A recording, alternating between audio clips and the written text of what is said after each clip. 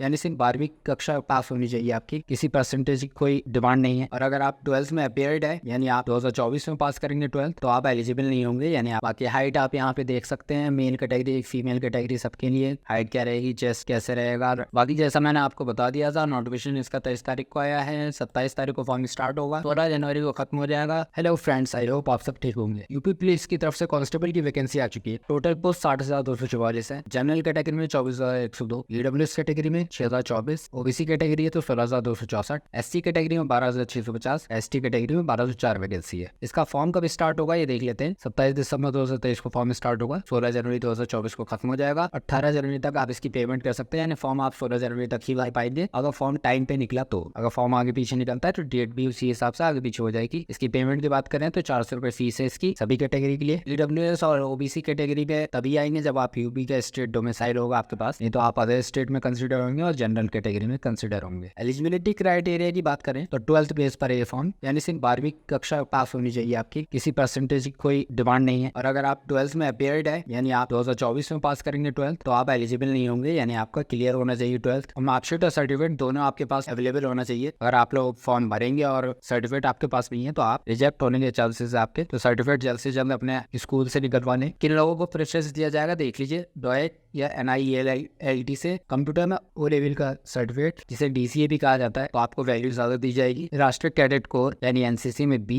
Grade का प्रमाण पत्र अगर आपके पास है, सर्टिफिकेट है, तो आपको वैल्यू ज्यादा मिलेगी, यानी आपको तरजीह दी जाएगी, आपको प्रेफरेंस दिया जाएगा। या सेना में कम से कम आपने 2 साल की सेवा की हो तो आपको वैल्यू दी जाएगी। एज क्राइटेरिया देख लीजिए, 1 जुलाई 2023 से मापा जाएगा एज क्राइटेरिया को, यानी आपके 1 जुलाई 2023 को 18 वर्ष की आयु हो और 22 से ज्यादा ना हो। यानी आपका जन्म 2 जुलाई 2001 से 1 जुलाई 2005 तक ही सीमित होनी चाहिए, इसी बीच में आप एलिजिबल होंगे। फीमेल कैटेगरी में भी 1 जुलाई से ही मापा जाएगा, 18 से 25 के बीच में आनी चाहिए फीमेल कैटेगरी की एज। मेल कैटेगरी में 18 से 22, फीमेल कैटेगरी में 18 से 25। 2 जुलाई 1998 से 1 जुलाई 2005 तक लिमिट होगी डेट ऑफ बर्थ की, इसी बीच में आपकी डेट ऑफ बर्थ होनी चाहिए। बाकी आपकी ओबीसी कैटेगरी है या SC ST कैटेगरी है तो आपको एज रिलैक्सेशन जरूर मिलेगा, और अपने हिसाब से एज रिलैक्सेशन दे देंगे आपको। ज्यादातर तो आपको फॉर्म फिल करते वक्त ही पता चल जाएगा कि आप एलिजिबल हैं नहीं। फिजिकल स्टैंडर्ड देख लेते हैं। जनरल ओबीसी कैटेगरी और SC कैटेगरी के लिए 168 सेंटीमीटर हाइट होनी चाहिए। ST कैटेगरी के लिए मेल कैटेगरी पे 160 सेंटीमीटर। चेस्ट की बात करें तो 79 सेंटीमीटर आपका बिना फुलाए हो और 84 सेंटीमीटर फुलाने पर हो। ये जनरल कैटेगरी की चेस्ट मापी जाएगी इस हिसाब से। बाकी ST कैटेगरी के लिए